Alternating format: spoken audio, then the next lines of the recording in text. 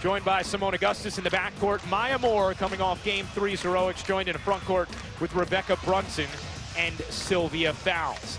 Meanwhile, for the Indiana Fever, led as always by Tamika Catchings, the finals MVP back in 2012 when these two teams met. The front court mates for her, Marissa Coleman and Orlena Larkins, and a backcourt of Breon January and Shanice Johnson. How even has this series been? Well, Maya Moore's three is literally the difference thus far. 226 to 223. Minnesota has outscored Indiana. The field goal attempts exactly even, the assist just a +1 for Minnesota. This crowd, again, raring to go. Over 16,000 here in Game 3. They're expecting more of the same tonight, and Indiana wins the tip. Minnesota starting out man-to-man. Lindsay Whalen draws the assignment at Breon January, one of the toughest point guards to defend in the WNBA. And having a very good finals, averaging 17 points, shooting it just under 48%. Misfires there. Larkins claws the offensive board. And then a foul is called on Sylvia Fowles. So she make that Rebecca Brunson, so she picks up an early personal. Coming into the WNBA Finals, both coaches said second chance points would be the difference. Huge start. Orlena Larkins getting a second opportunity for her team. Johnson, a little bit off on a three, and that time Brunson the rebound. Well, second chance points was the difference in Game 1 and 2 as Catchings comes up with a steal and puts home her first bucket of Game 4. This is what Indiana has done, and it has given Minnesota some difficulty. Picking up in the full court, applying pressure. Not only taking time off the shot clock, but it's forced Minnesota into turnovers. Indiana with an early 2-0 lead after the bucket from Catchings as Whalen answers on the give and go with Moore. Whalen has struggled a little bit with her shot in the finals. It's a good start for her in terms of her confidence to get that one early. Lindsay Whalen, the veteran leader of this Lynx team. Nice look inside to Larkins. Couldn't get the first try to go. Another offensive rebound. Here's January, and she just flipped it away from Larkins out of bounds, and Indiana turns it over. Tamika Catchings has been the Defensive Player of the Year many times in the WNBA. Great anticipation. She knows what this game means for her team. Tamika Catchings was very hard on herself after Game 3. Said that was probably the worst I've ever played. Now, I don't know if I would go that far, but she hasn't been as efficient offensively in the finals as she was the first two rounds. She's used to coming up big in big moments. So is Simone Augustus, a little bit long on that three. But a reset here for Minnesota. Whalen got fouled, and an aggressive Lindsay Whalen early. That foul will be on the floor, but it'll be on Breon January. We've seen this throughout the course of the final so far, as each team plays much better when they are aggressive going to the hoop. Again, another good sign for Lindsay Whalen, player who's made a living drawing contact, getting to the free throw line. And Cheryl Reeve told us before the game, I don't believe we'll be able to close out Indiana without hearing from Lindsay Whalen. Lindsay Whalen and Simone Augustus are the ones who will win us a championship. Whalen steps inside and hits another, and is fired up afterwards. Down the other way, Coleman, no. He fouls the rebound. Minnesota with numbers. Whalen picking her way through. Here's Fowles, working the block. And that's going to be an offensive foul. It looked like Catchings didn't have her footing set and just kind of pulled the chair, and the foul is called on Fowles. Well, you like the fact that Sylvia Fowles is going to the basket aggressively. Catchings there, legal guarding position, moving her feet, hands in the air. This is a good call by the official, especially Sylvia Fowles using her arm to push off. Great defense once again by Tamika Catchings. And a good call by Eric Bruton. He, Sue Blau, Mai Forsberg are officials tonight. And that's going to be a travel on Catchings. So Fowles with an early foul. Brunson already has one early. She's on the bench. See Stephanie White, the first ever rookie head coach to lead her team to the WNBA Finals. Seemed very loose, very calm at shoot around. She said, I don't get too high, I don't get too low. She just leads. That's the way she's been since her time as a player, high school, at Purdue, and also with the Fever. She said as a coach, you don't like being in these elimination situations, of course, but she feels good knowing her team has performed so well in these spots so far this year. Augustus on a nice dish from Peters. That was a terrific dish by Devereaux Peters. Double team, not an easy pass to make baseline. A 6-2 Minnesota lead. Here's Shanice Johnson. Catchings, Peters hung nicely. Catchings had to give it up. Here's January on the step back. And Larkin, she is going after those O boards tonight. Elena Larkins came into this game in the finals with the same number of offensive rebounds as defensive rebounds. She does a great job getting to the glass on the offensive end of the floor. She has 3 of them already tonight. That's going to be a foul on fouls, and that's number 2. So 2 early fouls on Sylvia Fowles, who has been a beast in these finals. Nice attack. That's what Breon January does so well. Sylvia Fowles doesn't get there quickly enough. It's been feast or famine with Sylvia Fowles. 0 fouls in the first game, 5 in foul trouble in game 2, 0 in game 3, now in foul trouble again.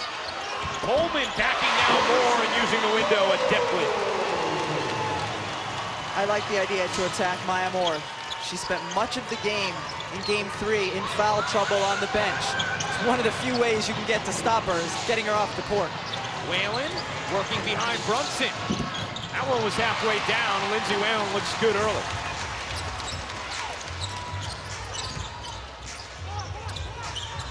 Indiana has won 8 of their last 10 elimination games, and shots like that will help to make it 9 of 11.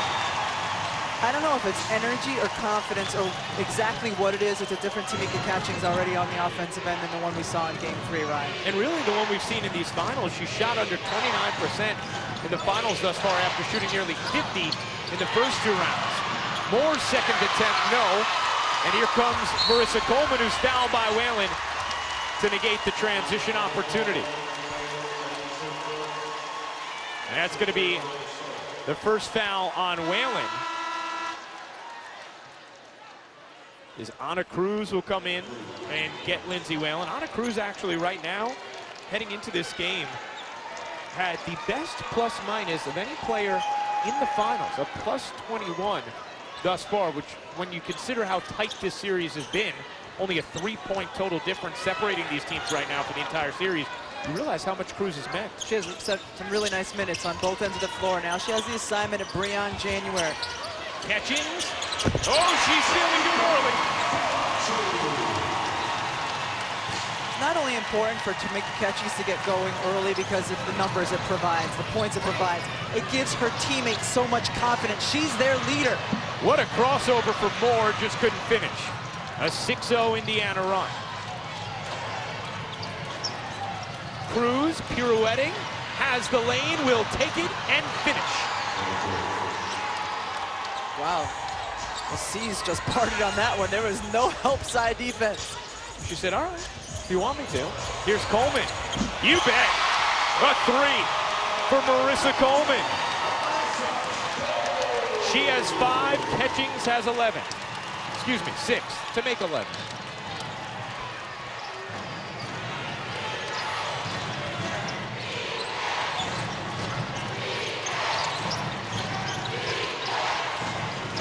Here's Moore. Brunson will pop. No. Rebound batted around. It's Peters who ends up with it. Right now, Minnesota has 2 energetic post players in the game. Brunson and Peters, both good getting to the offensive glass. That's going to be number 2 on Breon January. So January and Fowles both in foul trouble early. Indiana has the 3-point Game 4 lead. Everyone knows what Kessa. She plays both sides of the ball. She, speaks out. She gets after him. She has really defined, I think, what it means to be a player that plays both sides of the ball. I don't know any other player like her that really plays both sides of the ball as aggressively and as passionately as she does. She always believes. She always fights. Her will is infectious. It'll be all about what Catch has done. You know, her ability to escalate her team to those heights. And it's unbelievable. We haven't seen, it's a very magical thing that she's able to do. Well, she led Indiana to a championship in 2012. She's led them to the finals here in 2015. Has 6 first-quarter points after none between the first 3 games. And Holly Rose, she also has some special spectators in the crowd.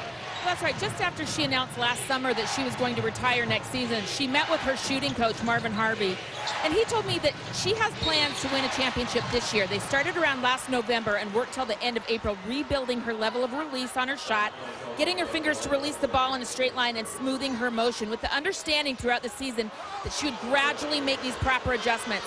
She has worked every single day towards this moment to be at her very best after all these years in the league.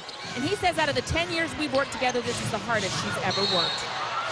That's saying something, Holly, because Tamika Catchings has always been considered one of the, if not the hardest working players in the WNBA. Her shot still isn't picture perfect in terms to release and form, but she makes the big ones. Zella's called for that foul. Here's Cruz with the left hand, short. Anna Cruz has done that so well during these finals, been able to turn the corner and get in for some easy layups.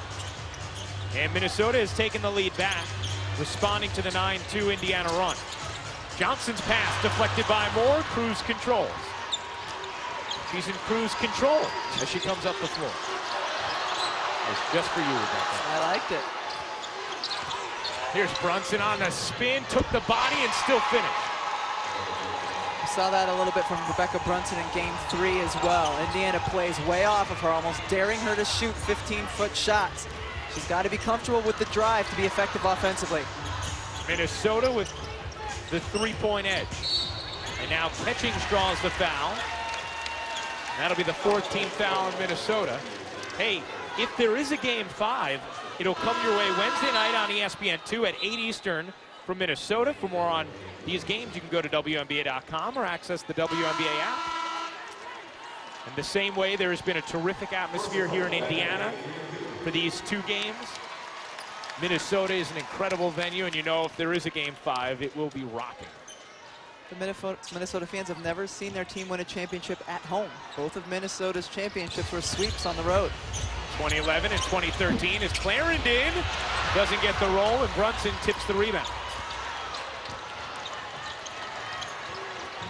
Maya Moore yet to score in this quarter, but she'll be going to the line after the foul on Marissa Coleman. Indiana is over the limit. Oh, this is a Maya Moore, a move she couldn't have made as a freshman. She sells that big time, and she's gotten much better at getting the officials to make that call with the sell. Now, Maya Moore has been an unbelievable winner in her career. It's not just in the WNBA Finals. If you look at her winning percentage, in all of the leagues that she's played in, these numbers are ridiculous. High school, 125-3. College, 150-4. In the W, including the playoffs, an absurd record. USA Basketball, she's never lost, and overseas, she barely loses. 13 championships. You look at her total win percentage, Rebecca, it turns out to be like 870. Almost 9 out of every 10 games she has played throughout the course of her life has been a victory. And hits 2 free throws there. It's an 8-0 run over the last 2 minutes, and it ends right there. Marissa Coleman has gotten off to fast starts in these finals. She has 7 in the first quarter. Credit Minnesota assistant coach Jim Peterson for the one telling us, look at this ridiculous percentage. Maya Moore wins 9 out of 10 games. Moore swooping through for the lane. Minnesota scored a lot of points in the paint off of dribble penetration. Clarendon answering on the other end. For more on Maya Moore, let's check in with Holly. Well, while you guys were talking about her similarities with Michael Jordan, it occurred to me to ask her before the game, have you heard from Michael? She did not want to give up the information, but she finally relented and said yes. Michael Jordan did contact her after that game-winning shot, and she said she doesn't want to share what he said, but he stays in contact with her, and I just love it. Greatness recognizing greatness. It's pretty cool. when MJ reaches out to you. Meanwhile, Tamika Catchings reached out to the front row with that authoritative block. Got the crowd into it. Minnesota holding the three-point lead. Final minute of the first. Peters on the ground. Moore dishes inside. Brunson has the size advantage, but met the bottom of the rim. Now they'll throw a shot clock violation, but Brunson hit the rim about as clearly as one can hit the rim.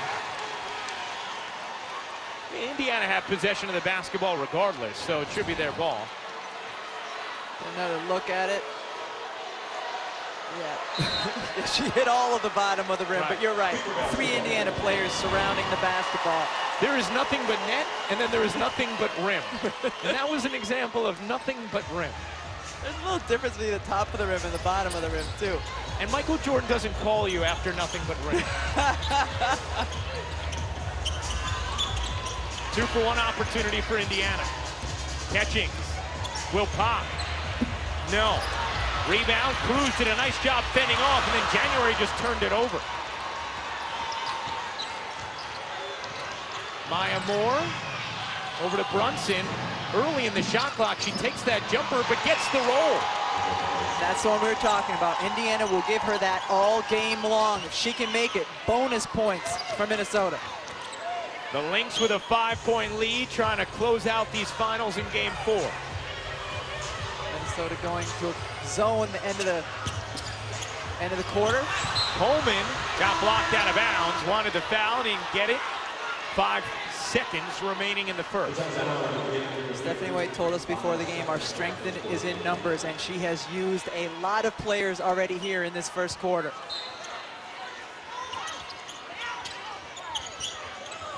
Coleman trying to get it into January. January will collect.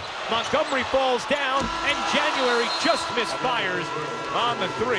But Minnesota closes out the first on a 12-4 jog and takes a 20-15 lead after 1.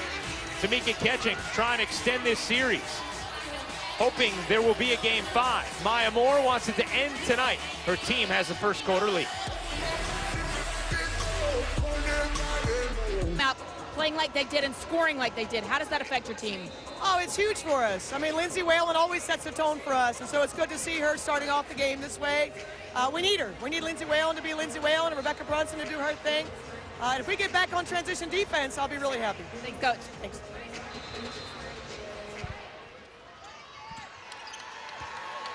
Start of the second quarter, and Shavante Zealous called with a foul right away. Her second by Eric Bruton, and you could tell it's being called very tightly tonight, Rebecca. I thought the officiating in Game 3 was outstanding, especially after all the criticism after Tamika Catchings foul trouble in Game 2. But you're right, quick whistles here. Kaiser got her hand on the pass from Moore, couldn't flag it down. Minnesota shot it well in that first quarter, 53%. They shot it at 52%, if you round up, which we do, in Game 3. Cheryl Reeves said, you're probably not going to get 2 teams shooting that well again because each team is so good defensively. Brunson had it hit off her leg out of bounds. And it's Indiana basketball, 4th turnover for Minnesota. Where Indiana is so good defensively is just getting hands on basketballs like that, getting deflections, wreaking havoc when you're trying to get some dribble penetration on the offensive end.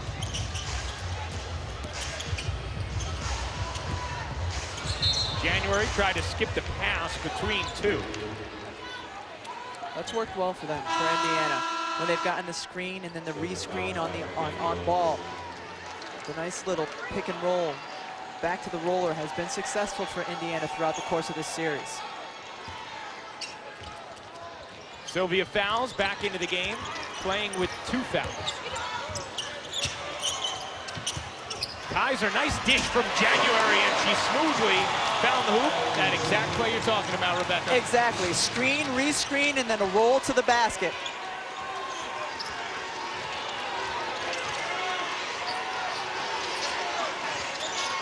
Moore off on a 3. Peters flags it down.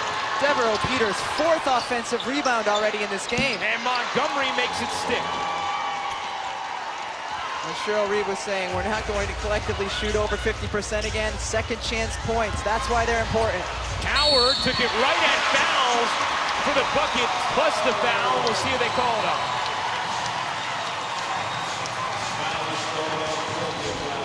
Natasha Howard has not played a lot of minutes in the finals, but every time she has come in, she has been productive, remains perfect from the floor in the finals, has not yet missed a shot. And perfect from the floor in the playoffs. Excuse me, 8 of 9 in the playoffs. And Sylvia Fowles just picks up her 3rd. So now she is in the situation we saw with Maya Moore in Game 3, where around the 8:40 mark, picked up her 3rd, spent the rest of the half on the bench. And that's important for a variety of reasons. One, on the defensive end, she's by far the biggest player on the floor and clogs up the middle. On the offensive end, Games 1 and 2, Indiana simply did not have an answer for her. Now, they don't have to worry about her for the last 8:30 of the half. Montgomery sees a seam, gets bumped, flips it out. Here's Peters on a jumper. Her contributions cannot be overstated in this postseason. And her confidence is sky high. Cheryl Reeves said they need a contribution from Peters and Montgomery.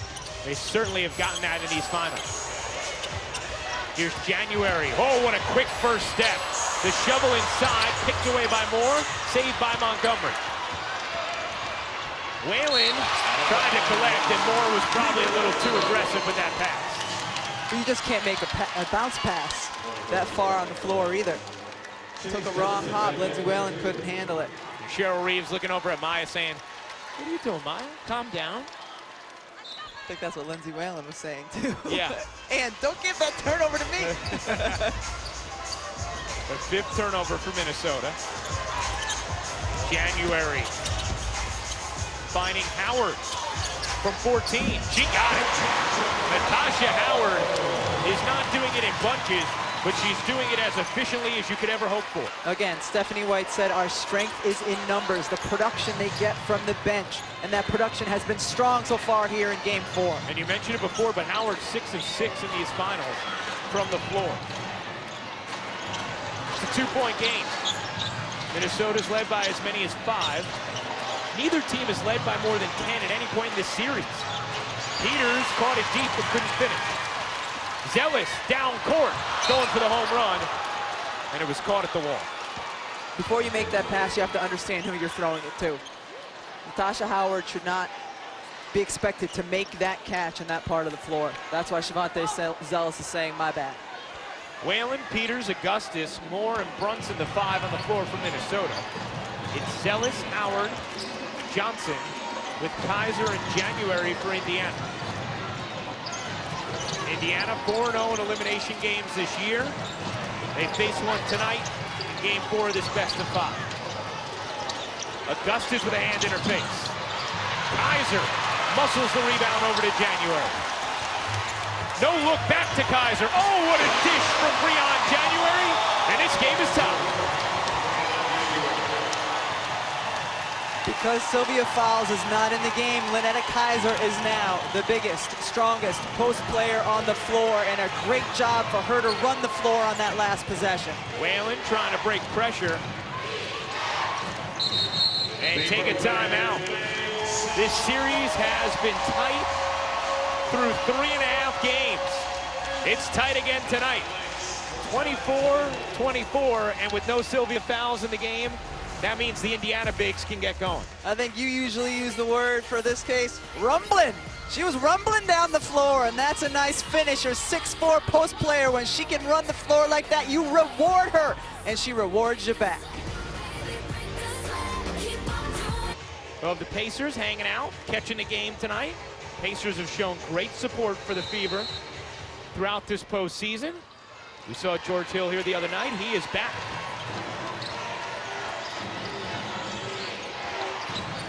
Game tied at 24. Augustus off left, and Kaiser the rebound. Tamika Catchings back into the game for Indiana. She had 6 in the first. Quick movement around, ball zinging.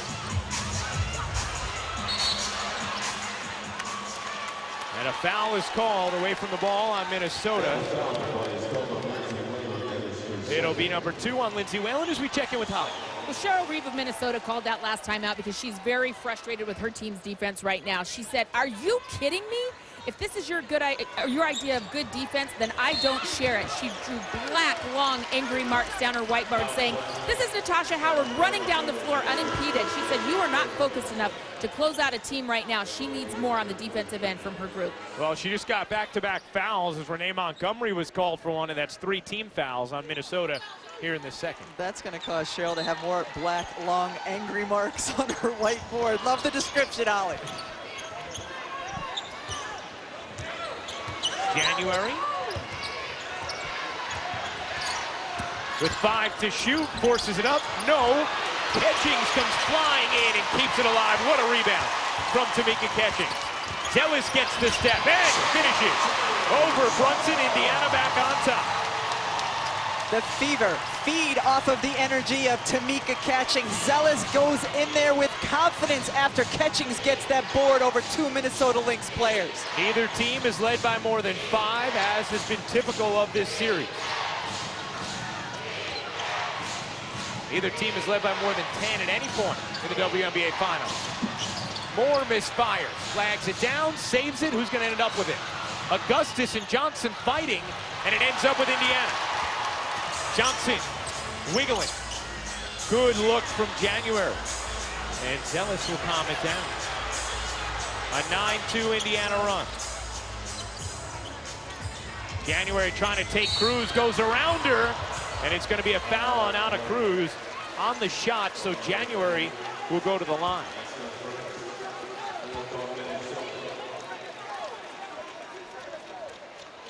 Indiana has been in attack mode in this game, and it started with Tamika Catchings. Take a look at Shavonte Zealous just getting right inside the teeth of the Minnesota defense.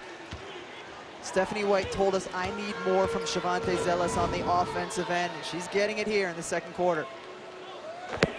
January hits the first free throw. Breon January, been a huge part of these finals, arguably the best player through the first 3 games for Indiana. You saw the numbers.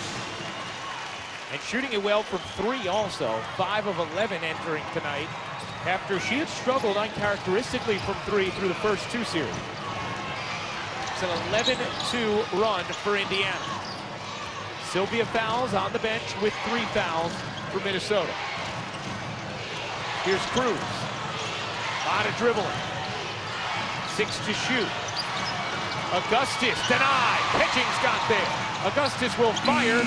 Halfway down, popped out, and bodies hit the floor, and the foul will not be called. It'll just be out of bounds off of Minnesota. Not only a lot of dribbling for Minnesota, but the ball getting stuck on one side of the floor. They're at their best when they have ball movement and they have cutting and passing.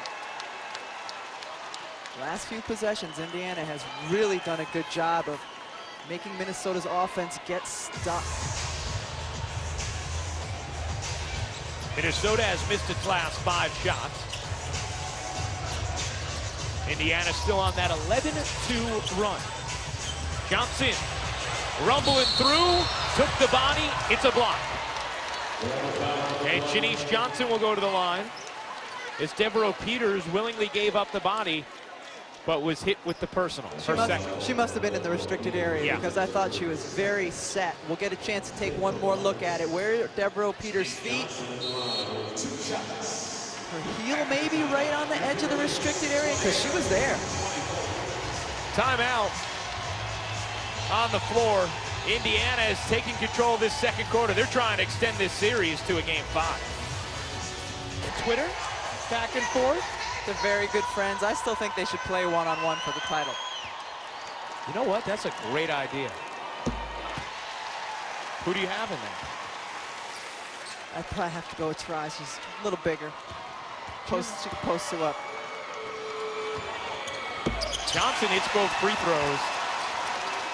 Indiana has its largest lead of the night. They have outscored Minnesota 15-4 in the second quarter. Maya Moore just 1 of 6 from the floor. Here's Moore. Gets the step on Catchings. Flips it up and in off the window. That was nicely done from Maya Moore. That's a play Minnesota likes to run from Maya Moore. She initiates the offense and then gets to run off screens. Good defense by Catchings, but Moore's used to making tough shots. Johnson will back it out. Uses the catching screen. Johnson pirouettes underneath to finish on Brunson. Tough finish by Johnson. Brunson's got her by a couple inches. She used the rim effectively, so Brunson could not block her shot. Shanice Johnson at 17 in game 3. Led Indiana in plus minus heading into this game 4. And now a foul on Zealous as Peters posted her, and that's going to be number 3 on Shavonte Zealous. Shavonte had to fight down on the post because of some switches that Indiana was doing defensively. She ended up with a mismatch defending Peters. Good job by Peters to really post up strong there and draw that foul. Zealous will stay on the floor with her 3 fouls. The only non-starter out there right now for Indiana. Cruz will take. Wedged it left. Here's Zealous.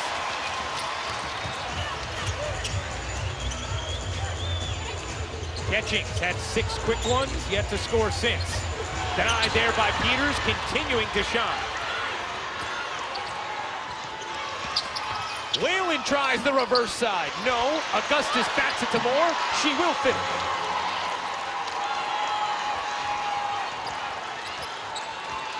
Maya Moore now with 8 points, 5 rebounds to go with 2 assists, and a timeout taken by Indiana.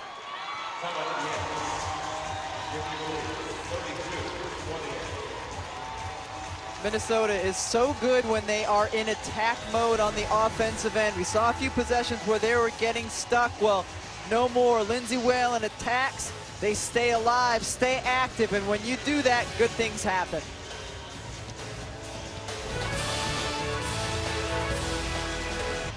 Every other member of the Indiana Fever looks to Tamika Catchings. They take her lead, and she has just come with tremendous energy so far here in this first half. Indiana with a 4-point lead. They got 11 of their 17 from the bench in this second quarter. And now it's 13-19 as Natasha Howard finishes gorgeous look from January. Again, the roll after the screen. Natasha Howard has been finishing perfectly here in the finals. Literally. 3 of 3 tonight, 7 of 7 in the finals. Moore had the dribble poked away by Catchings, and she has been tenacious tonight.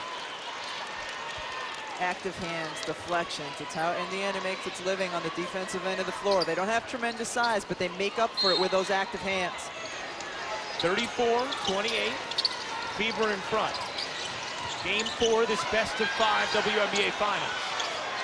3 to shoot. Whalen will. And hit.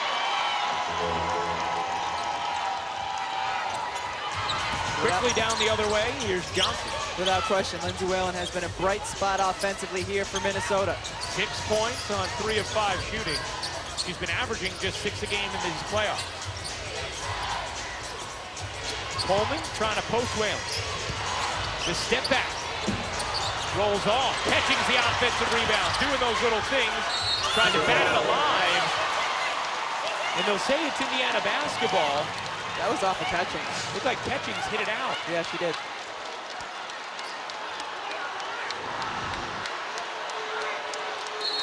And Eric Bruton came over and said, I am 100% sure. He said it repeatedly. I am sure. And he was right. And that's why the call has been changed. And that's good officiating. Because it was clear that Catchings batted that out. They communicate with one another and they make the right call. Augustus steps into that jumper. Hasn't been able to find the range tonight, 2 of 7.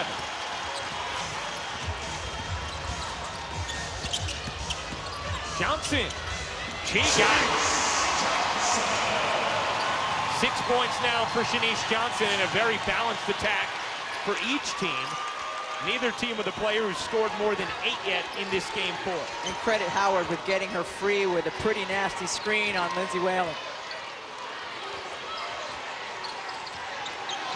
Whalen. And Peters threw it away, a little miscommunication with Augustus.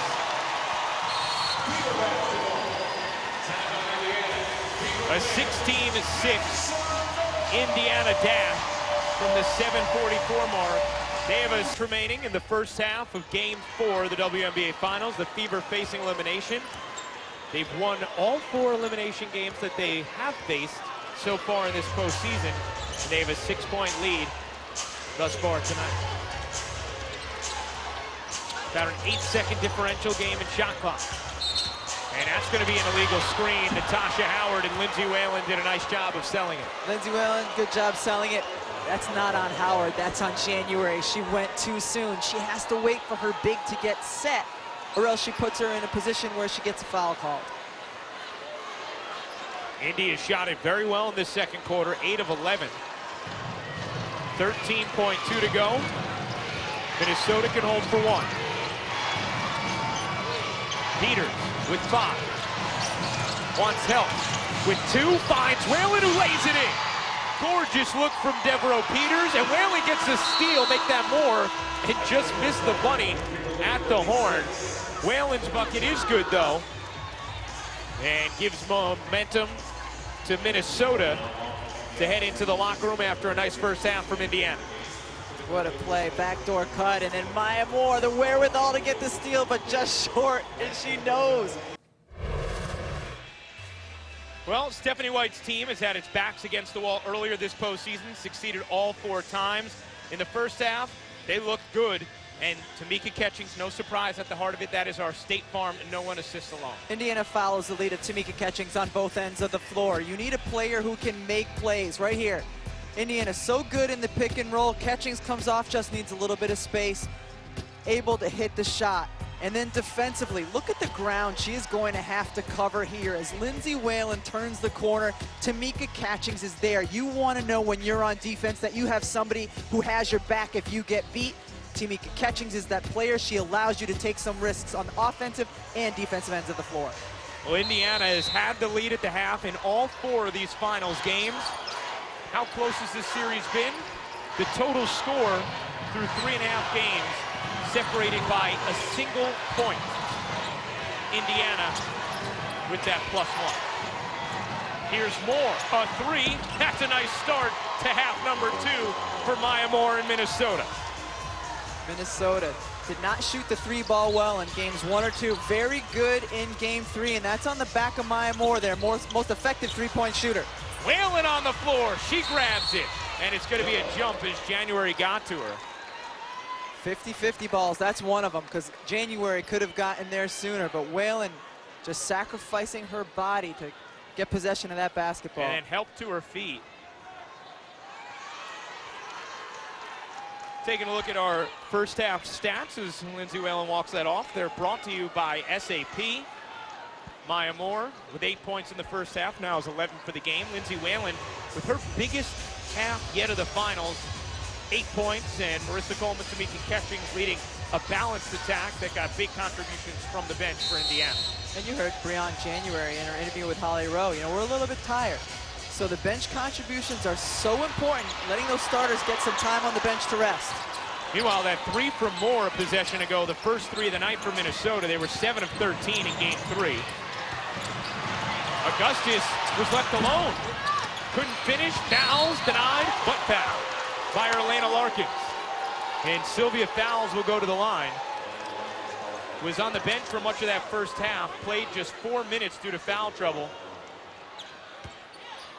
Sylvia Fowles played less than a minute in the second quarter, did not have a field goal attempt. She needs to get involved on the offensive end for Minnesota. When she went out with that 3rd foul in the second quarter, Indy outscored Minnesota 17-10.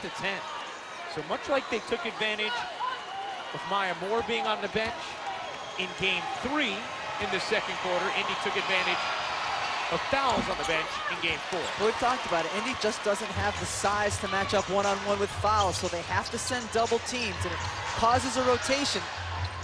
Maya Moore might have gotten away with a foul there as she tried to climb the back of Shanice Johnson, who now complains to Eric Bruton about it. Shot clock at 7. January, weaving, popping. That is going to roll off. And Brunson the rebound. Bob underneath, hits the backboard. Here comes Johnson. 3-on-2. Johnson will take it herself and leave it short. And that's out of bounds off of Indiana as Lindsay Whalen did a nice job holding her ground. Both teams looking to attack, push the pace. They like to get up and down the floor. Minnesota on one end with an ill-advised pass that went off the backboard and then going the other way. Pushing pace, trying to get in the paint. So Augustus sit on a cruise in. Moore's pass squeezes to fouls on the spin. She got it. And a timeout taken by Indiana as Minnesota has come out in the third quarter to a 6-0 run and taken a 2-point lead. Sylvia Fowles did not have any shots in that first half. No timeout and left that to the veteran, Tamika Catchings, who's the heart and soul of this team. Tamika ran most of the huddle saying, it is all the little things that we're missing on right now, including turnovers, and that's my fault. She just turned it over. She took responsibility to her teammate and begged them. It's all the little things. We've got to be in control. And when Stephanie came back in the huddle and sat down, her point was when we share the ball, when we move the ball, they can't guard us. Let's quit being so passive. She wants an attack mode team right now. It's a luxury to have a leader like Tamika Catchings on your team, because as a coach, you know that they can have a voice and what they say will be the right thing, but Stephanie White cannot be happy with another turnover by her team. Well, Shanice Johnson was trying to work her way out of a double team and took too long. Moore got poked in the eye. She's gonna have to get it across half court. She does.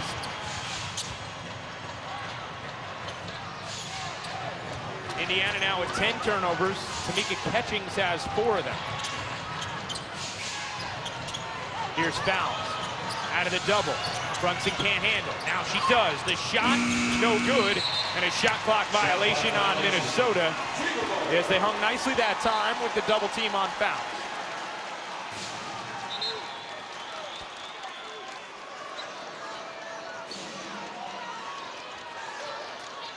Indiana, 10-2 all time at elimination games here at Bankers Life Fieldhouse.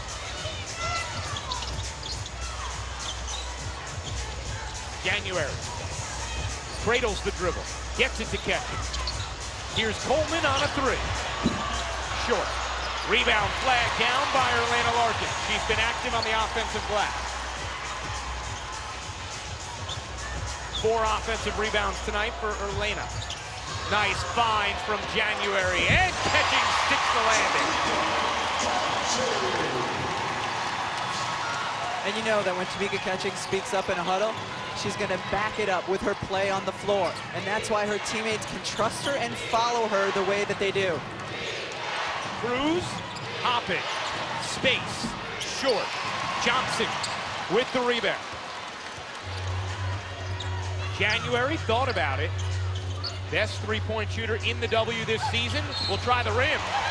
And Sylvia Fowles will be whistled for her 4th. When Breon January got under the rim, she was not thinking, I'm going to make this shot. She was thinking, I am going to pick up another foul on Sylvia Fowles right here. This is not a makeable shot. The way she's falling out of bounds, but a great sell job, and she gets another foul on Sylvia Fowles. Breon January, an excellent free throw shooter. She's 10 of 10 from the line in these finals.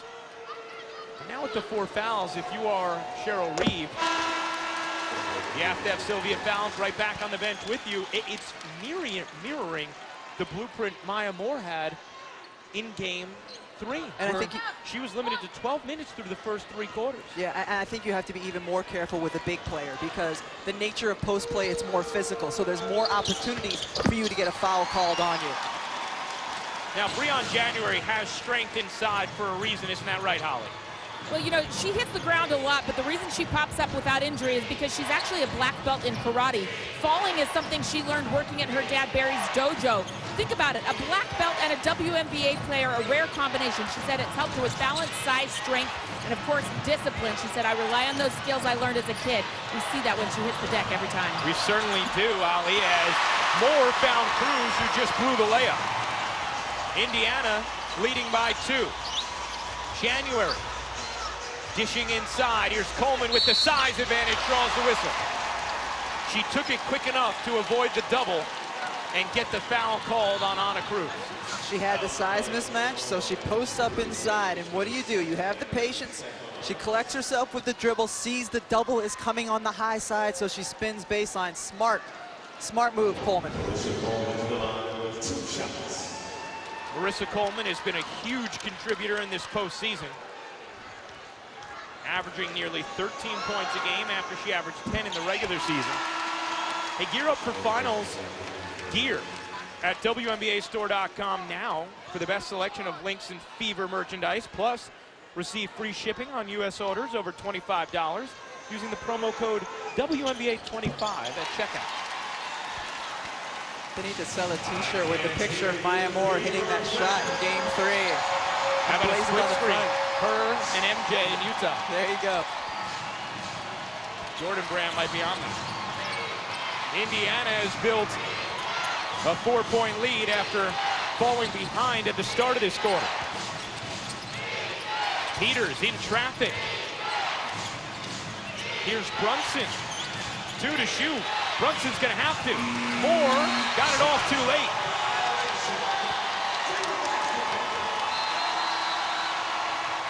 And Cheryl Reeve may want to talk about this. The jacket's coming off.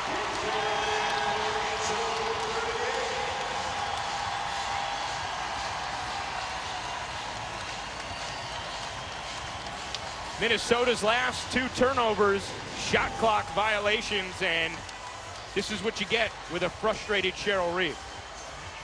When she's frustrated with her team, she takes off the jacket. We saw a couple years ago when she was frustrated with the officiating, she took it off and threw it. This time, just folds it nicely and hands it off. And here was Brunson, had to shoot it at that point. Now, they're going to take a look at this just to make sure that it was a shot clock violation, but it clearly was a shot clock violation. And, you know, we talked about it in the first half. Minnesota's a team that... Listening to, let's check in with Holly. Well, when Cheryl Reeve first sat down, she looked at one of her best players in Simone Augustus and said, would you please shoot the ball? She is so upset with Simone right now. She said, act like a go-to player. You are putting your teammates in so many bad situations right now. Simone Augustus, one of the best in the league. We have seen her rise and shine in special occasions, and her coach getting all over her right there to be the go-to player that they expect. Holly, before the game, Cheryl Reeve said to us, Lindsay Whalen and Simone Augustus are the ones who will win us a championship. Lindsay Whalen has been pretty good here so far in this game. She needs more from Simone on the offensive end. Well, and Simone Augustus is a 6-time All-Star, 17th on the all-time scoring list, and a Finals MVP in 2011 as Breon January slides that lay home, and it's a 6-point Fever lead. January now, 6 points, 5 assists. And that was actually her first field goal of the night. Her previous 4 points had come from the line. In that attack mode right now, Indiana, and then on the defensive end, continuing to pick up in the full court with their pressure. An 8-0 run. Brunson got it to Augustus. On the jumper, a coach will like that. One thing, a player, if the coach is going to yell at you, let it be that they want you to shoot more. Zealous trying to take the body, and that's going to be a foul. And Shavante Zealous forcing the action there will earn a trip to the line. It's Shavante Zealous' game. It's going off the dribble, gets in. Devereaux Peters' arm comes down, gets fouled. When you're the team that's aggressive, when you're attacking, when you are the aggressor, that's when you get to the free throw line. It's number 3 on Peters. In Minnesota, you don't want Peters to get another foul. She has been very, very good. Energetic, active on the offensive glass, very good defensively as well here tonight. And your replacement for Sylvia Fowles right now. As Zealous hits the second. Indiana 10 of 11 from the line. Minnesota went just for a short time in that first half with their small lineup. Did not work as well as it did as it has in other parts of the series. And a steal there on the pressure. Devereaux Peters threw it away. Here's January. Johnson using the Larkin screen. Johnson going baseline. The finger roll is good. It's a 7-point Indiana lead. Right now, what I would say is separating these two teams and the way they're playing is sharpness. Indiana looks sharp, both ends of the floor. Minnesota does not. Really struggling to find a rhythm here. Moore had it poked. 6 to shoot. Whalen will try a 3. Rolls off. Johnson the steal on the rebound. Here she comes. Johnson rumbling in. She got it with the left hand. And Cheryl Reeve will take another timeout.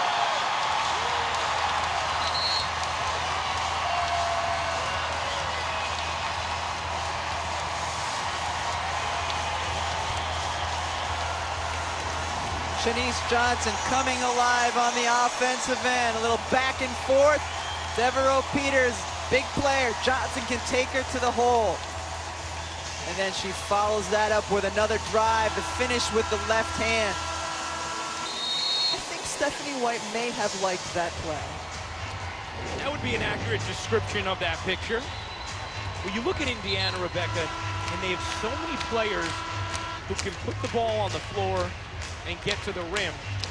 Shanice Johnson, maybe number 2, right behind Breon January when she's going at her best like she was these last 2 possessions. And that's the way Stephanie White likes her to play. She's a good shooter from the perimeter, but when she is at her best, she is attacking the basket. You can see since that first quarter, that's what she's been doing.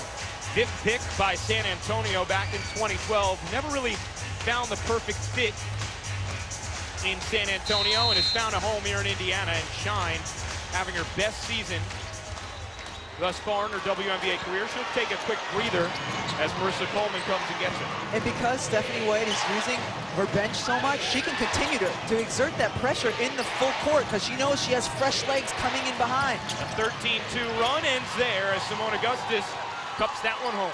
Even when Simone Augustus is struggling at times offensively, she always makes the run-ending shots or the momentum-changing shots. She looks smooth, doesn't she? Here's catching. Jumper is good. She has 10.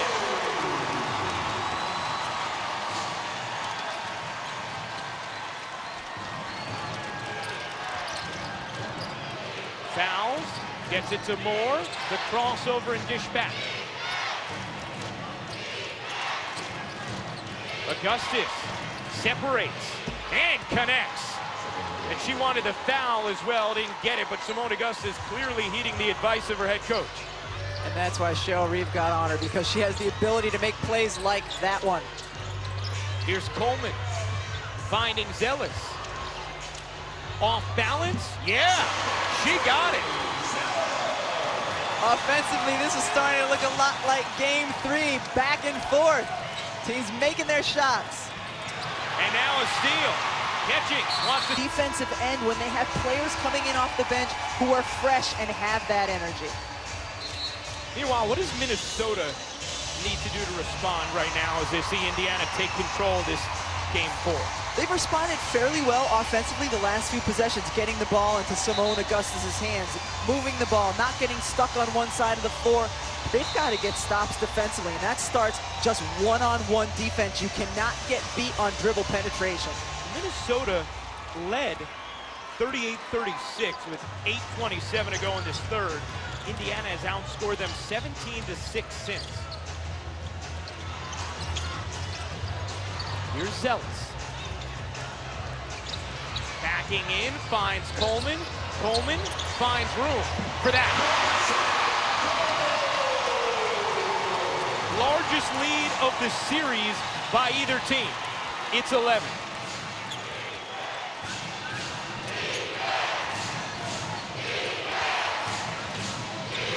Moore. Whoa. That one didn't have a chance. We talked about it in the open. What is Minnesota going to need? They were going to need poise when Indiana made the runs. they've struggled a bit here, turning the ball over, not having the poise on the offensive end of the floor. Coleman, you bet.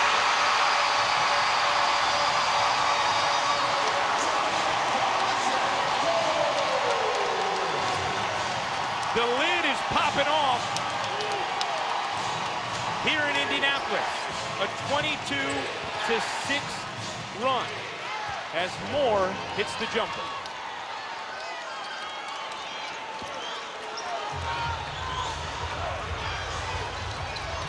It's this end of the floor. It's this end of the floor for Minnesota. If you need to cut into this thing, you got to get some stops.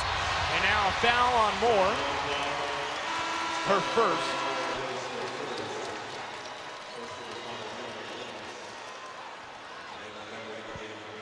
Well, Marissa Coleman now with 14 points tonight, Rebecca. One thing she has done so well throughout the course of the playoffs is make big buckets, celebrate, get her crowd going, fire up her team. That was 3. What an addition to this team. Kelly Kroskoff bringing in her and Shanice Johnson through free agency, and those moves have seriously paid off. Coleman 2 years ago, Shanice this offseason. As that's poked out of bounds off of Indiana, and it's Minnesota basketball. More fresh legs in for Indiana. Laisha Clarendon in.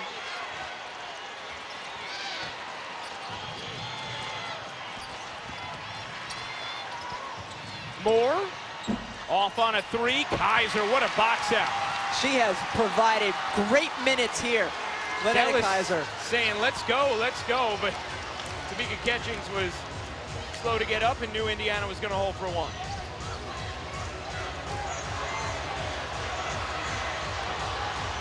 Seven seconds left in the court. Now 5. Catchings makes her move and slides in. Couldn't finish, and fouls will just hold it as the third quarter comes to a close. Indiana accounting for 22 of the final 30 points in the quarter, taking a 12-point lead. Minnesota's 18-8. What are you doing to manage how your bench is coming in, giving you those minutes? Well, I think we got to be smart about trying to give our starters some blows around timeouts. And, you know, I think our bench has just had a lot of energy. And they come in, they give us some offensive and defensive energy. They've given us a little boost. You're a rookie coach in a closeout game in the finals. How do you manage this next quarter to stay alive? Well, that's why I have a Hall of Fame assistant coach and another guy on the bench that's been a head coach as well. You know, they've helped me along the way, helped our team along the way. But more than anything, you know, this group of players right here, they bust their butt every single day. We allow ourselves to be in positions to win ball games, and this will be the same. Thanks, Zach. Well, Stephanie White gonna like the look there from Lynette Kaiser. And if you're wondering who are the assistant coaches that Stephanie White is talking about, she's talking about Gail Gestencourse, who went to 4 Final Fours, spent 15 seasons as the head coach of Duke, and then Gary Kloppenberg, who was the Tulsa Shock head coach a couple of years ago, and is taking a very prominent place in this league as well. 2 terrific head coaches and staffs playing or coaching in this WNBA finals. And you heard Stephanie White say, we just need to be in position to win the game. And in each game of the finals, they have been in a position where they had a chance to win. And now, clearly, with a 14-point lead, that's where they are. Largest lead of the finals for either team. Here's Augustus. No roll, foul, snatches it out of the air and puts it home. That's what Minnesota is going to need, is to get some production out of Sylvia Fowles, whether it's the offensive glass or screen and roll action, anything where they can get her points in the paint. She spent much of this game in foul trouble. Penelja just 5 points, 4 rebounds. Clarendon, dangerous pass, and it's out of bounds off of Minnesota.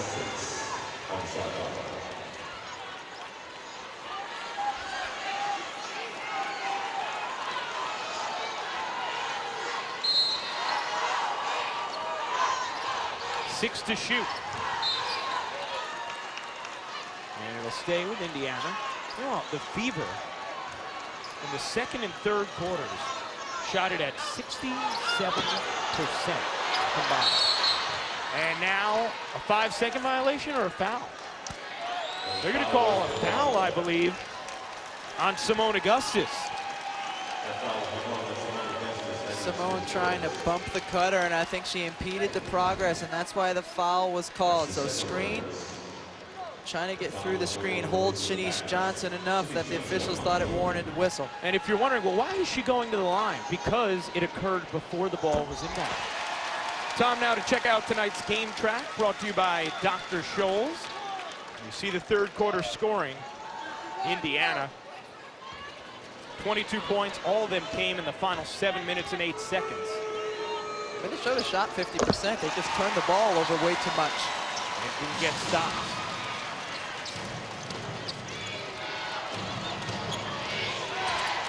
Breon January, not in the game at the moment. Let's check in with Holly.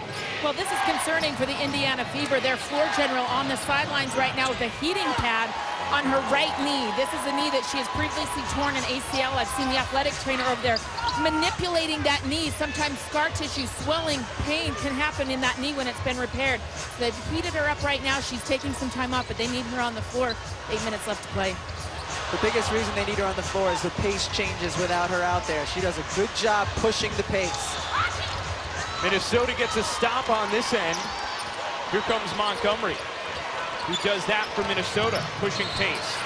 And that's going to be a travel.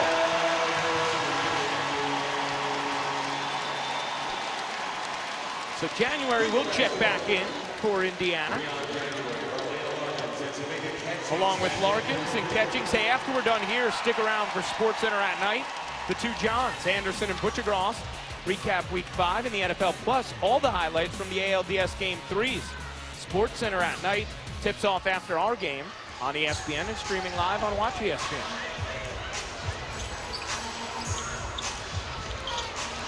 Here's Catching. Tried to sneak it inside, and Fowles got her hands down for it. Now Moore trying to save a pass from Fowles, just couldn't. Elena Larkins has not scored, but she has been very good on the glass, on the offensive glass. There she saves a possession for Indiana. 14 turnovers for Minnesota.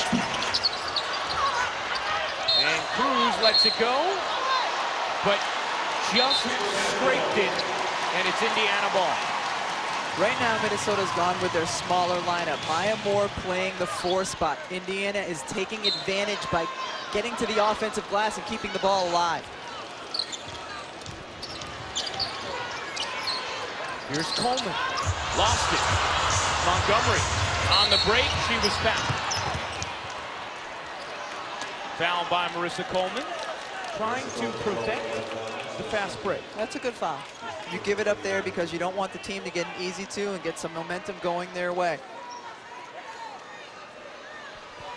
Maya Moore on a cruise, Simone Augustus, Renee Montgomery, and Sylvia Fowles on the floor for Minnesota. Cruz gets the step, and Johnson comes back and says, no, no, no, with the deny.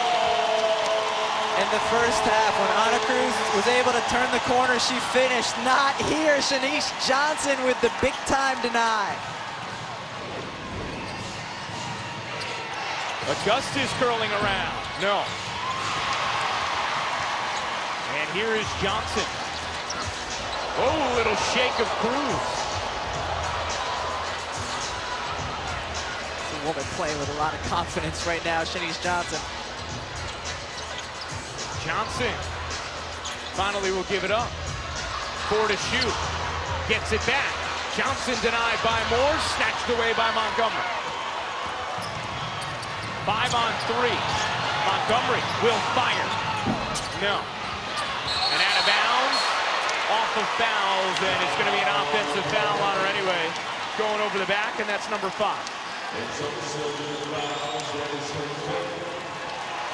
This is the first game where Sylvia Fowles has not been a presence offensively for Minnesota. The big reason for that, foul trouble, so she has been on the bench.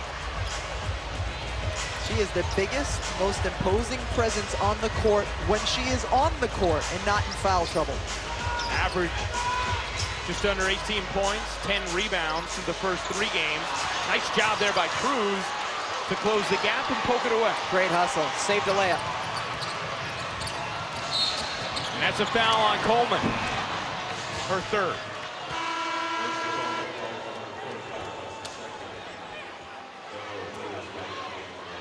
Anna Cruz willing to sacrifice her body. This is a beautiful pass, great cut, but Cruz right there saving the possession. Indiana trying to force a Game 5, a winner-take-all Game 5.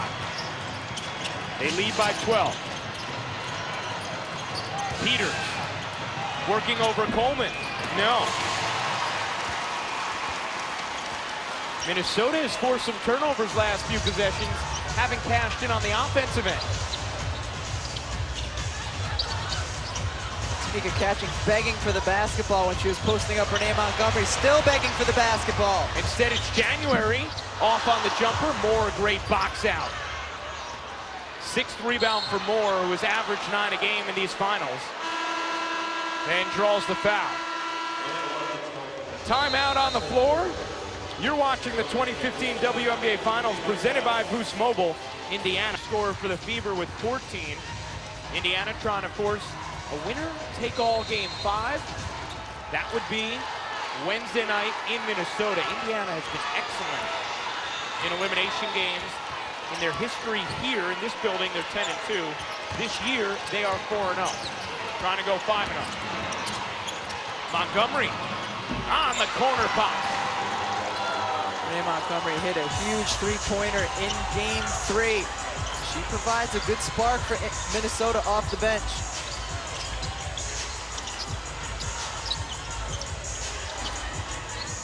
Down to single digits, and now a foul called on Montgomery. It's going to be the 14th foul on Minnesota. So they will be sending Indiana to the line for the remainder of the quarter. It's no fun to be a guard and play defense against Minnesota's offense because they screen you and screen you and screen you again. That time Renee Montgomery went off 2 screens, and that's when she got the foul called. January up and under and got hit by Peters. And Breon January has done such an excellent job of attacking tonight and forcing contact. We saw her get a big foul on Sylvia Fowles earlier in the game. This time she attacks once again. And she's got the ability to, the athletic ability to leave on one side of the rim and try to finish on the other.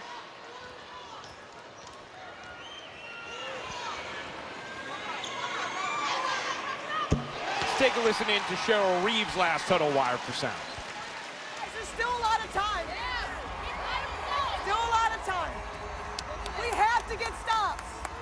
Okay, we got to get deflections. Guards got to get through screens. All right? Getting stops at times have been a struggle, and then turning the basketball over has been big for Minnesota. Indiana has 17 points off of Minnesota turnovers. And they're a +8 in that category. It's an 11-point Indiana lead. Montgomery, that's an offensive foul. Cruz gets called for it, and Minnesota turns it over. Anna Cruz stepping out. I don't even know if she knew that the Indiana Fever player was there. She may not have. Doesn't matter. It's not legal guarding position. Yeah, it's still it's a foul. either way, right. And now Montgomery hits the deck. I mean, their body's going everywhere. Whalen.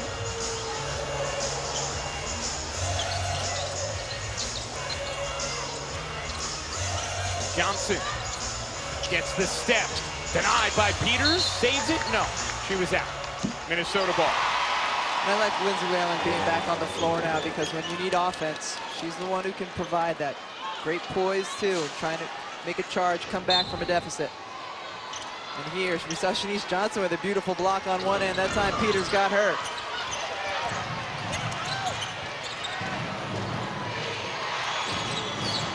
Moore will try a 3. And hit. Big one from Maya Moore. And now Stephanie White will take a timeout. 18 points for Maya. And the lead again down to single digits for Indiana. Well, there's a few more ticks than 1.7 left on the clock like in Game 3, but Maya Moore dribbling to the right. Hitting the three-point shot. Her team needs it. Now, History. We saw the finish to Game 3, Rebecca. just the poise with 1.7 seconds left. Beautiful shot right here. Very Jordan-esque, as we've pointed out a few times. Gave Minnesota a 2-1 lead in these best-of-5 finals. And drew plenty of praise from around the sports world. John Wall, so tough, she a cold one. Chris Paul, sick. Team Jordan, greatness. How about Tina Thompson, one of the best in WNBA history? Best WNBA finals in a long, long time. Maya, and more. Maya. I think I'm just going to let you read my tweets from now on. You like that? I do. We'd be happy to. Minnesota trails Indiana by 8. They've been down by as many as 14 in this second half. Ryan Rucco, Rebecca Lobo, Holly Rowe with you. Game 4 of the finals. A game 5 would be Wednesday in Minnesota. A winner take all if there is one, as Minnesota forces another turnover. Still 4 minutes and change to go. In a game the Fever have largely controlled. Augustus gets the separation and just missed the bunny, but it's out of bounds off of Indiana. And Minnesota with a reprieve. You want the ball, though, in Simone Augustus' hands. Maya Moore, Simone Augustus. Those are the veterans you've relied on to win your previous championships. They're the ones who come through for you in the big moments. Whalen has to get it in. Has no one. Finally finds Augustus. The jumper. Short. Whalen fighting, and that's out of bounds off of Zealous. Whalen's fight keeps it alive for Minnesota. And Sylvia Fowles will come in for Devereaux Peters. So Montgomery, Fowles playing with 5 fouls. Maya Moore, Simone Augustus, and Lindsay Whalen, the 5 on the floor for Minnesota. Here's Moore. But if you're Sylvia Fowles, you just got to play hard. You can't even think about that foul. That was a difficult look. Batted alive, grabbed by January. Feisty. That was one of those shots that was not a great shot by Maya Moore. Guarded, enough time on the shot clock, you didn't need to take it. Here's Zealous. She got hit. And that's going to mean free throws. Minnesota is over the limit. And you know, Rebecca, if you're looking for differences in this game right now, look to the free throw line. Indiana is 16 of 17 from the line. Minnesota has taken just 4 free throws all game. This is an Indiana team that attacks the rim and has done a good job of getting to the line. And when they've gotten there, for the most part, they've made their free throws. Tonight is no exception. You take a look right there of what they've done in the finals. It's the coach's dream. They're 56 of 60 from the line in these finals. Make it 57 of 61. That is an absurd percentage.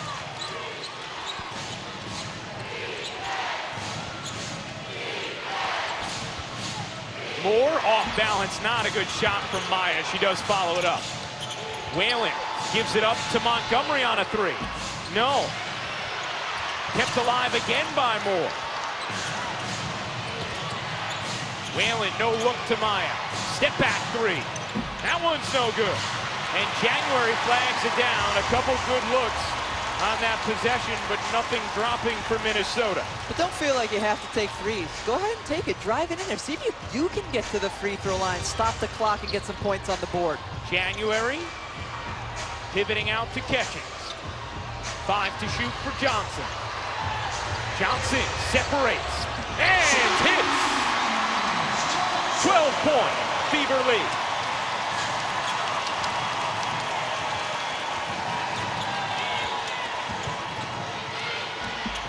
Whalen answers on the other end.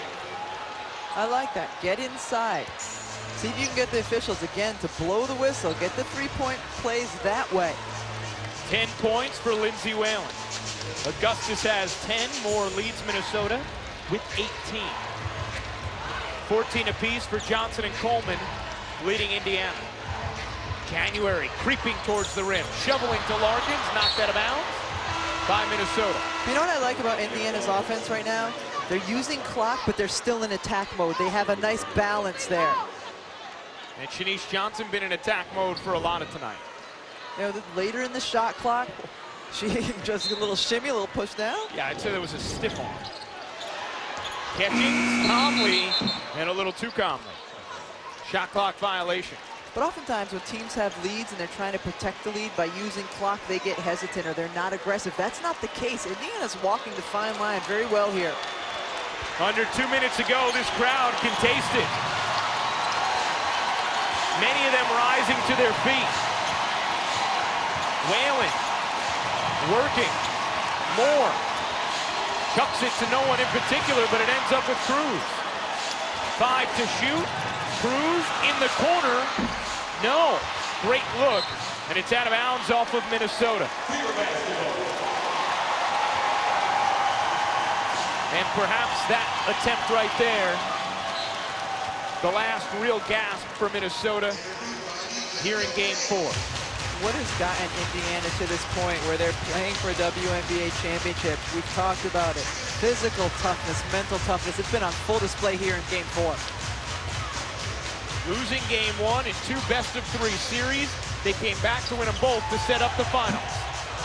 Won 2 Game 3s on the road, and here trying to win their 5th straight elimination game as they lead by 10 with 1:12 to go in the 4th.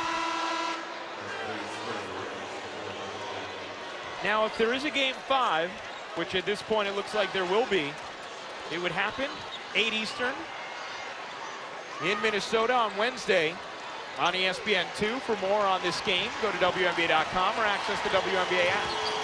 Obviously now, Minnesota has to go fast, whether it's a 3 or 2. You don't want too much time, take it off. More?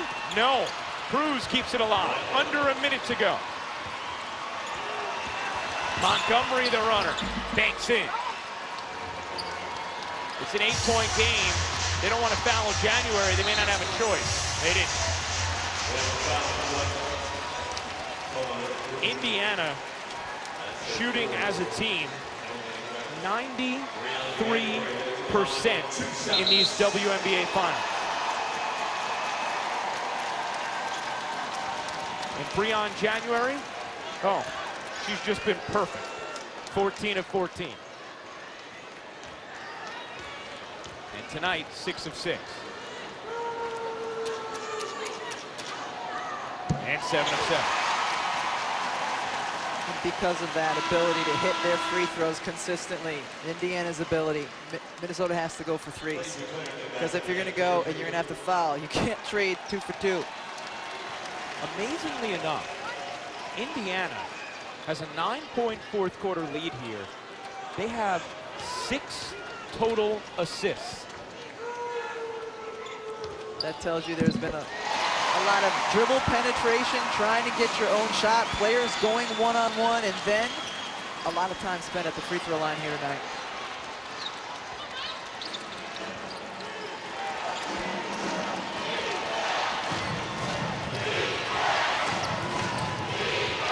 Whalen will try it, and she was hit by Zealous. Whalen sort of noticed Zealous randomly on her after a scattered dribble and said, all right, I'll take advantage. This is not Whalen's first rodeo. No, it is not. 6th time in the finals. 12-year WNBA career, and she's played in 6 finals. Half of her career in the W, she has been in the finals.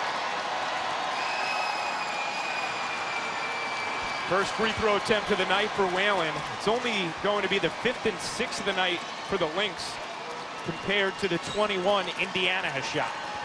And the Fever are 20 of 21.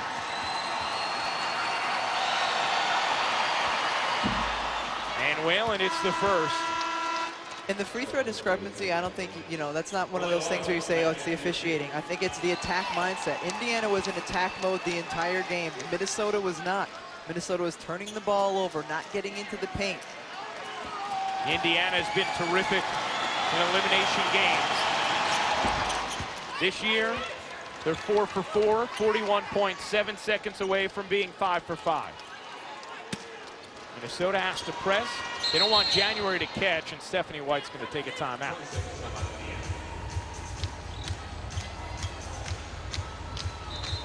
Now, when facing elimination this year, not only has Indiana been perfect, but they've won by a wide margin, Rebecca. And all of those games have been on the road. Those games were not played at home in front of this friendly crowd. They were in hostile environments and still able to take care of business. And Tamika Catchings really set the tone tonight, Rebecca, doing the little things like she so often does. You believe you can win an elimination game when you have a leader like Tamika Catchings on your team who is willing to do those little things. We saw the steals, block shots. She got to the offensive glass. She gets down and dirty. Saves the possession there by calling the timeout, and oh, bonus, she can also score on the other end. When you have a great leader who can lead, everyone else can step in and follow, and that is what's happened here tonight for Indiana. 10 points. More efficiently tonight, though. 5 of 9 shooting. Zealous has to get it in. Finds Johnson. And Cheryl Reeves trying to tell Maya Moore to foul Shanice Johnson. Finally, Maya receives the message and does. That's so frustrating because you know the clock right now is your enemy. You need to foul immediately to get the ball back. We mentioned it before, but Indiana in this finals has just been terrific at the line. 20 of 21 tonight, now 20 of 22 as Johnson misses there. But they're a hard team to come back on late in these games for that reason, Rebecca. Exactly. You cannot count on missed free throws and going the other way. Johnson goes 1 for 2 there. 9-point lead. Indiana out of timeouts. Minnesota has 2. Each team in the bonus. Minnesota needs 3s, and they need them quickly. Whalen will take a 2 there. Indiana will be willing to trade that back and forth for the rest of the game because they've been, as we've mentioned multiple times, they've made all of their free throws, so we can trade for 2 for 2. They are 60 for 65 from the line in these finals. And Breon January is the last player you want to send there. But she will go to shoot 2. January just 1 of 8 from the floor, but really has affected this game tonight. She's assisted. She's gotten her teammates open. She's done a really good job of getting by the initial defender and getting into the paint and creating offense for her teammates.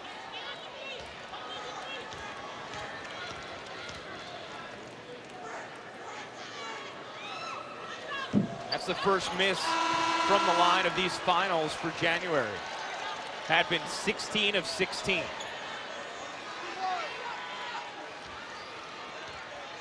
Minnesota holding out hope for a basketball miracle.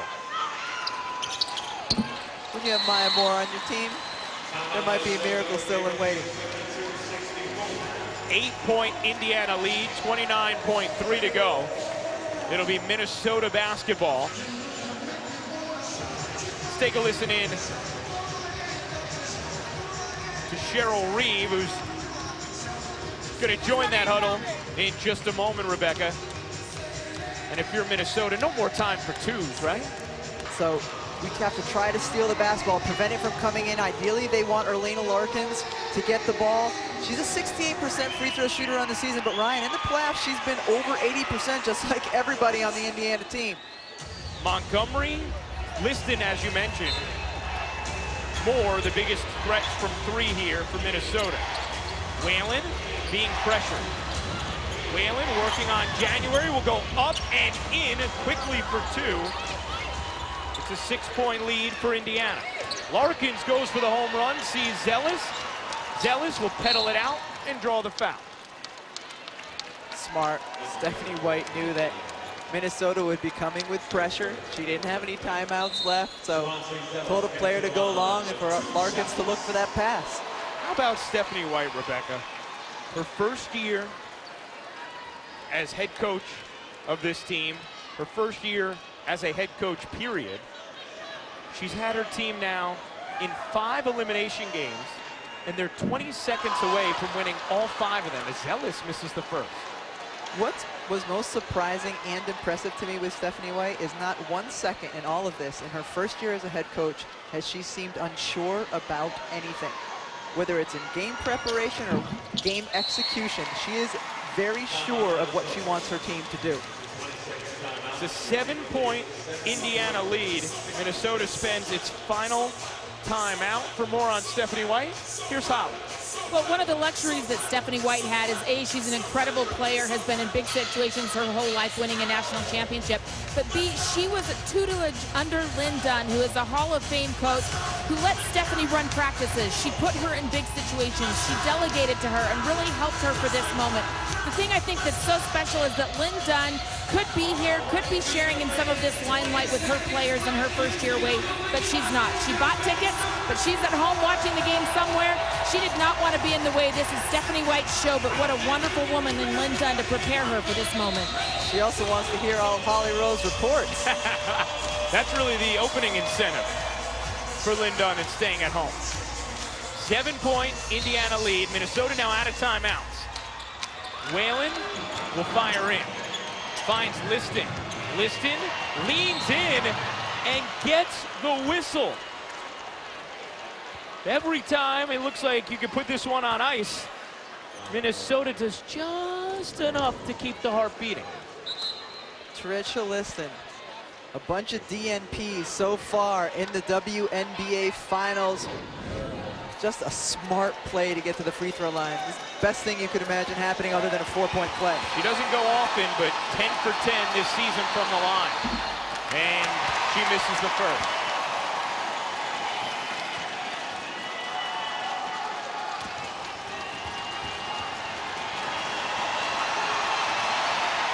Hits the second.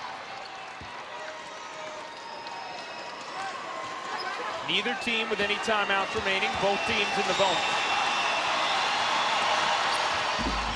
Liston misses the next, but Moore puts it home. Here's Johnson up ahead to January. January will be fouled with 13.7 to go, and it's a 4-point game.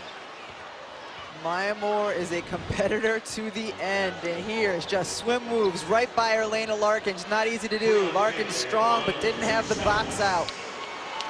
January, meanwhile, has taken more free throws tonight than Minnesota has as a team. She's 9 of 10, make it 10 of 11. Maya Moore, 20 points, 8 rebounds. Bit quieter than she was in game 3. As January, 6 both. Still a 2-possession game, though. Minnesota can go fast and get a 3. Whalen trying to find space, gonna have to heave. Liston, clock winding, taking far too long, and that's gonna do it. Indiana stays alive again. There will be a winner-take-all Game 5 Wednesday night.